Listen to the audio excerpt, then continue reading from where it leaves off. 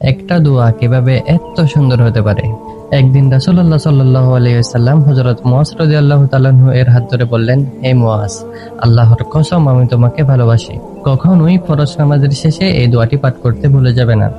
দোয়াটি হলো, আল্লাহুম্মা আইন্নি আলা যিকরিকা ওয়া শুকরিকা ওয়া হুসনি ইবাদাতিক।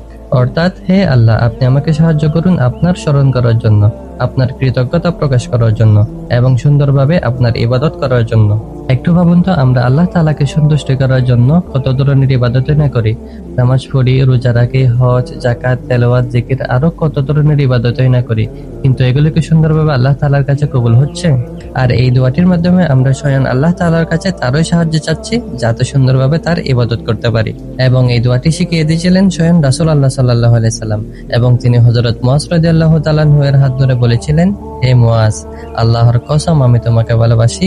কখনোই ফরজ নামাজের শেষে এই দোয়াটি পাঠ করতে ভুলে যাবে না।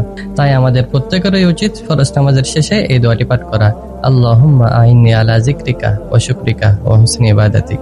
পড়বেন তো ইনশাআল্লাহ।